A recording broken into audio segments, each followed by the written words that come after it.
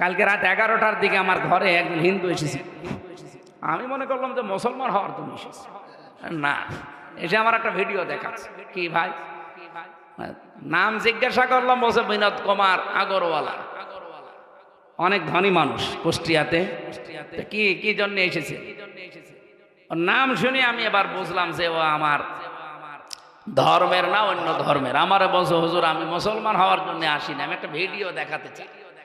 সেদিন যে হিন্দু বৌদ্ধ খ্রিস্টান এদের সাথে একটা আলোচনা ছিল, সেখানে বলেছিলাম যে ইসলাম যদি দেশে আসে তাহলে আমরা যেভাবে নিরাপত্তায় আছি, নিরাপদে আছি, ওনারা অনেকগুলো কথা আমাকে শোনালো যে আমরা এই এই এই এই ঝামেলায় আছে এই 15 বছরে সংখ্যালঘু হওয়ার কারণে।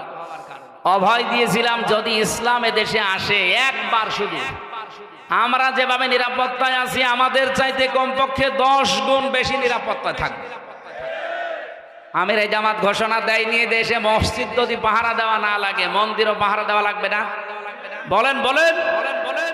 ওনাকে অভয় বাণী দিয়েছিলাম যে এই দেশে জামাত ইসলামের ঘোষণা, 300 এমপি তারা ঘোষণা দিয়েছে, যদি এমপি পাশ করে তারা আপনাদের ভোট নিয়ে আল্লাহর রহমতে 100 টাকা নিয়ে এমপি হলে 5 বছরে 1 টাকাও বাড়বে না, আর যারা যা আছে কমে যাবে। ওনার নাকি এই কথাটা খুব বেশি ভালো লেগেছিল, আমার ভিডিও দেখাচ্ছে। আমার ভিডিও না দেখে আপনি একটু মুসলমান হলে ভালো হয় না? তা আমরা শুধু মুখে বলা আমিরে জামাতের ঘোষণা শেষ করেই না,